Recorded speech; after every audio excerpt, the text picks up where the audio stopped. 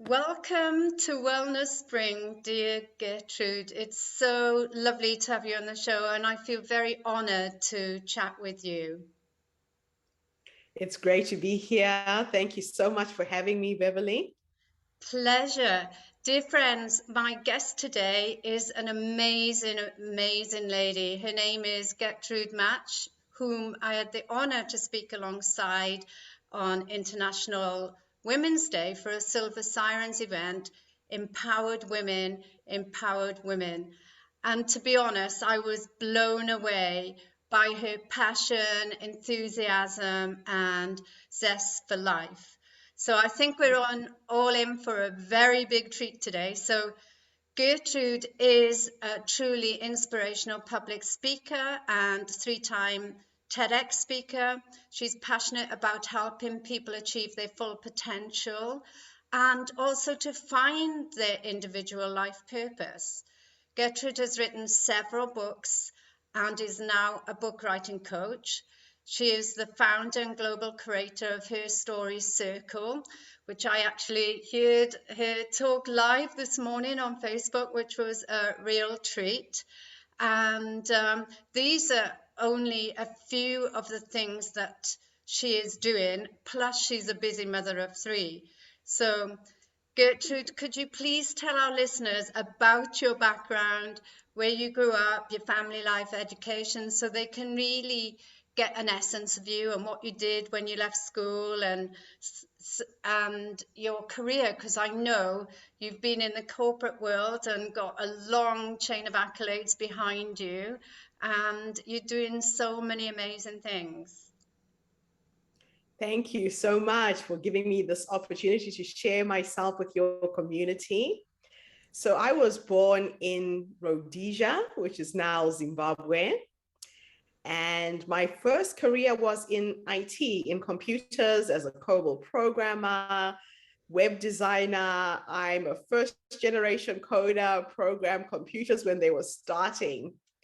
I then went on with my career in systems analysis and design and project management. Went back to university, got a business studies degree, and majored in industrial psychology and management. I moved to the UK when I was three. Oh no, I was 3 years old until I was 6. My parents were studying. My dad became a chartered accountant. Mom became a nurse.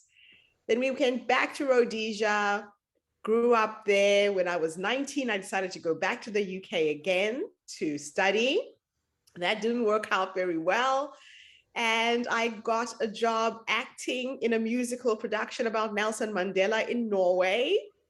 So I took off and lived in Norway for a while as a dancer, as an actress, and then went back to Zimbabwe, got married, and have 3 amazing children who are now 33, 31, and 25 this year. I moved to New Zealand in 2001 and have been in New Zealand for the last 21 years, and just recently came to Melbourne last year in June to be with my daughter, who was about to have her first baby and got stuck in Melbourne for the last 8 months because of COVID, and have absolutely loved everything that has happened since I got here. Oh, fantastic. Wow. As you can see, listeners, her life is so colorful, and I think that's courageous. And, you know, what about your parents? Did they move to UK for work, or you mentioned your dad became a chartered accountant? Did you have other siblings, or how was your life growing up, going from different countries? So I come from a family of 5. I'm the second girl. I have an older sister. I had 3 little brothers. Unfortunately, my youngest brother died. So we're now just the 4 of us, and we're scattered around the world. I have a brother in Canada, one brother in Zimbabwe, my sister's in Sydney, and I'm kind of between Melbourne and Wellington, New Zealand at the moment. Oh, fantastic. I've got family in New Zealand as well, in Christchurch. And I've also had a brother and sister died before I was born, and I've also lost a brother this before the pandemic, you know. Anyway, it's about you today, and you know, life is about experiences, and we all know we're going to die, and it's very sad to lose our physical body, but I believe that when we die, it's only our physical body, and then our life or soul or spirit continues. So I know he's with me, and all the nieces and nephews and cousins that I've lost as well, and my parents. So yeah, we've been through a challenging time with the COVID. For some, there's been a lot of loss on many levels. And, you know, some people have lost family and friends, some people have lost their work and the way they knew it. But for me, I think it's also a wonderful opportunity for people to stand in their power, and instead of doing what their family wanted them to do or their spouses wanted them to do, they can choose their own career. What are your thoughts on that? It is an interesting time. It's interesting because you're right.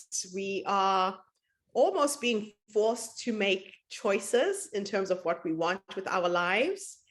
And those people who are going ahead and reinventing their lives, really harnessing this opportunity to do something different. It's going to be interesting to see where we are a few years from now with all of these changes and all of these upheavals. But I think it's an exciting time too. Very, very exciting in the sense that you can create anything you want right now. The world is shrinking in terms of everything that is happening. We have more choices. People are working from home more. So there's an opportunity to reinvent yourself, definitely. Yeah, and I think that's good because it connects family with each family member in many cases with the homeschooling, or even husband and wife, because a lot of people are working long hours and they could be traveling. And just to have that global community, I think it's opened us up, you know, to people from all around the world. And this is amazing. Like you said, it's shrinking, and there are opportunities there. And because you've done so many businesses, and I know you're a volunteer and also support loads of organizations, what would be your tip? Because you are used to changes, what would be your tip for someone who's starting out on a new career? Oh, wow. I would say just be open to all possibilities. You know, when you step out in life without too much expectation of what to expect when you're going into a new field, a new business, a new environment, just being open to all possibilities, I think has been my biggest strength. I go in with not too much expectation and an eagerness to learn something new, because I think with every new experience, there is something there for us. So that would be my words of advice. Go in with an open mind and an open heart, and be prepared to learn something you didn't know before. Fantastic. And because you mentioned about acting, which was completely different from IT and the analytical mind, I read that you were in an actress in the movie Cry Freedom with Denzel Washington in 1987.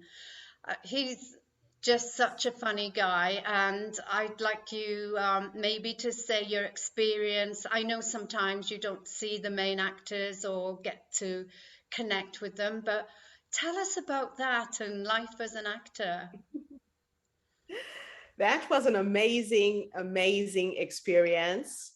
You can imagine as a young 19-year-old getting involved in a movie where Sir Richard Attenborough is the director, Denzel Washington is the main actor. It changed my life. I met him at a time when he wasn't famous yet, and he was so down to earth. He would talk to me every day, and it was a really fascinating experience. And what has happened since is I continued in my involvement in film, when I moved to New Zealand, Peter Jackson was filming Lord of the Rings. So although I've had this very strong IT background and business background, I always go back to my intuitive gift, which is the acting and the dancing and the singing. And I got involved in the making of King Kong with Peter Jackson. Wow. And then when James Cameron came to New Zealand to film Avatar, I got involved in that as well. I actually created a casting agency that supplied all the ethnic extras for both films. So it all happened at a time where I was a student. I was studying to become a filmmaker at Avalon Studios in Wellington. And I met somebody from Peter Jackson's team who was recruiting all the ethnic extras that they needed for King Kong. And so I thought, let me create a commercial and pretend that I had an existing casting agency. And if you allow me to share my screen, I'll show you the commercial that got me the contract to supply all the ethnic extras for both of these films. And it was absolutely life-changing because I've learned to really use my point of difference to get opportunities in life. You know, diversity and inclusion is my specialty. And I have maximized on my uniqueness, especially in this part of the world. So I'll show you quickly this short little video that I created while I was in film school. Wow. And this got me the contract to supply all the extras for King Kong and Avatar.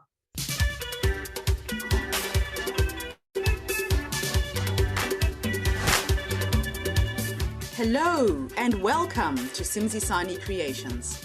Simzisani is a culturally unique talent agency focusing primarily on Black African faces and personalities for the film and advertising industry.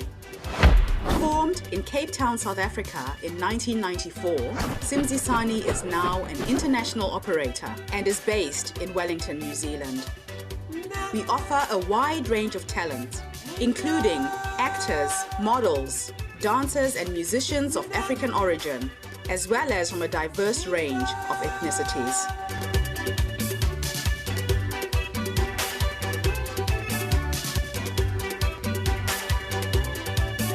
We can cater for all your on-screen talent needs. You can contact us through our website, www.simzisanicreations.com. We hope to be hearing from you soon.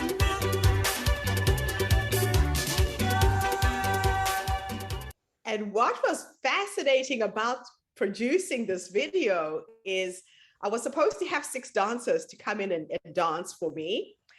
Only 2 showed up. So if you look very carefully, I'm the last dancer in the dance troupe as well. So I had to change out of my corporate clothes, wear the dancing clothes, and then edit it and put it all together. I hired a marketing company that designed the most exquisite box. It was gold, where I burnt the CD for the ad. And I was working with the Wellington City Council Ethnic Forum and the Refugee Service volunteering at the time. So I knew a lot of people from Africa, from other countries who were brown-skinned. And I just went and approached all these people and created the database that I sold to Weta and went into business as a casting director. It was something I'd never done before. Oh my God, that's amazing. But I just got blown away because this morning in my meditation, I do something, you know, with circles and you see yourself in the circle. And it was like, how do I get there to cross the bridge? And I seen girls of all different backgrounds in skirts like that, flary skirts, all dancing. And yeah, so it's really like, I believe in synchronicity, so that's really weird to see that today. But yeah, I think, you know, it's a strong message to be courageous and just go for it, because you definitely have to. Yeah, that's what you do. And you're a prime example of being fearless and standing in your power and courageous. And can you tell us how you got into your speaking career? Because I also know in 2014 you were a speaker at the UN Annual Summit on the status of women. Yeah, I've actually spoken in the UN several times. I've been there 4 times now. And I started speaking when I first published my first book. I had written a memoir and I was trying to find a way to sell the book. The proceeds of my book were going back to Zimbabwe, where I was supporting family members whose parents had died of AIDS. So this is my second pandemic, and we were affected very, very heavily in Southern Africa in the 80s and 90s. So my grandmother had 11 children. She had 34 grandchildren. 19 of my first cousins died of HIV-related diseases. And they had families, they had children. There were 49 orphaned kids on my side of the family. So I thought, okay, let me write a book. Let me try and sell my book and raise money to pay for school fees. And it turned into a foundation called Africa Thrive. So I've been fundraising for children in the last 21 years. I think we've sponsored well over 3,000 children from the community where I was born. And then by giving free presentations to social networking groups like Rotary clubs and Lions clubs, people started passing my name to event planners. And it turned into a career. I literally quit my day job and I have been speaking professionally for the last 21 years.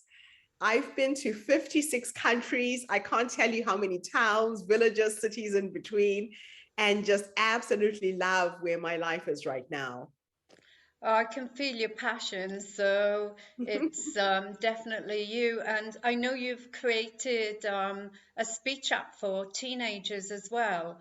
What gave you the inspiration to create that? So the app works for both adults and teenagers. The idea came from me sitting under a mango tree back home in Zimbabwe with a group of cousins who I was helping to design tribal necklaces and taking them to New Zealand and helping sell, in the global marketplace. And then I thought, everybody in Africa has a cell phone, but people don't have access to the internet. They don't have access to banking systems. In Zimbabwe, we don't have ATM machines. We don't have banks in the rural parts of the country. There's no electricity. There's nothing there. But every single person has a cell phone. So I started getting my cousins to take a picture of the necklace that they designed. They would send me the necklace through WhatsApp. I would put it on my website and expose it to all my friends globally. And normally you would be paid maybe $2, $3 in Africa for a necklace like this.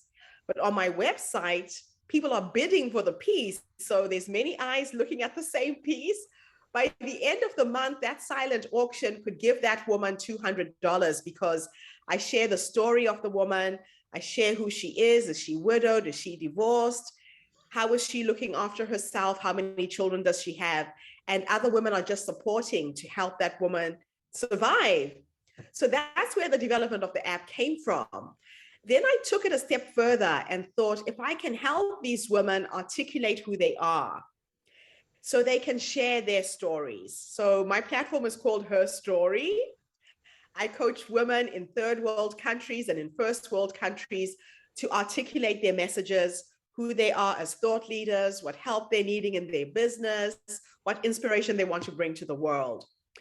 So the app is going to be an app where when you download the app, you're paired up with an accountability partner. So someone you can practice your speech with. You get access to my video coaching program. So you're drip fed lessons every week that you have to do. You get exposure to videos of really inspiring talks so you can model off them. I've got a blog where I share all kinds of public speaking tips, how to get over stage fright, to build your self-confidence, things like that. And then when I was sharing what this app was about, a man came up to me and said to me, Getrude, I have 2 teenage daughters and they're in a private school. A lot of the girls lack self-confidence. Do you have a teenage version of the app? So now I'm developing a teenage program for kids. And it's just exciting that you start with one idea and then it just takes on a life of its own. But the women that I'm coaching will get paid through their phones. So we're using telephone technology to transmit the money back onto that person's phone. In Africa, you can use your phone as a wallet. You can go into a supermarket, you can buy your groceries, you can pay for your children's school fees, electricity and water. Everything is done transacting using the phone. So that's the app that I'm now developing. I'm looking for angel investors. We're trying to raise the first $1 million for us to build the app and scale globally. Wow, that's amazing. Firstly, I want to acknowledge, because I was so tearful when you mentioned about the work with the AIDS and all your great losses.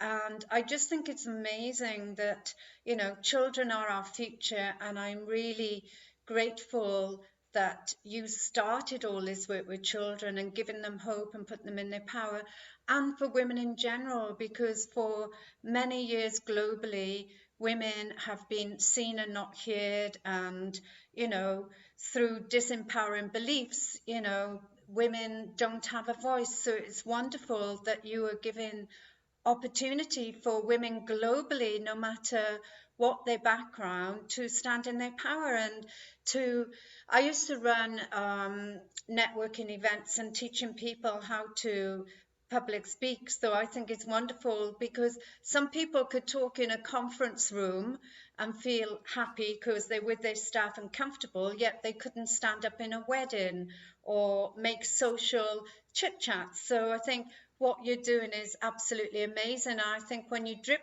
feed people, then it's more likely that they will retain that knowledge and they can build their confidence up slowly.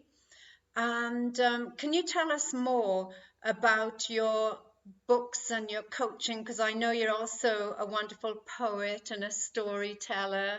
You've got so many beautiful creation burning away. So I believe when a woman knows how to speak, it impacts everything. She becomes the role model for her children.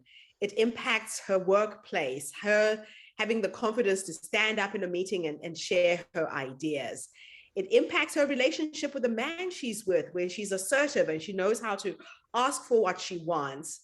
And I also believe that the world's children are our children. So as I've traveled around the world, it hasn't just been about African children. In every country I've gone to, I look for marginalized women and children, and I contribute in small ways to get women out of poverty. Because if you can empower a woman, you're impacting on her family, her community. The ripple effect is massive. I coach people to write a book. So I have a process called How to Write a Book in 40 Hours. I have done this for myself several times and written 8 books, because you don't have to sit down and think and type. So it's a process where you record yourself telling the stories, we transcribe the audio, we bring in our editors and our ghostwriters, and we can get a book to market in 40 hours. It's an exciting process. It helps people not hold back in sharing who they are and sharing their stories as well.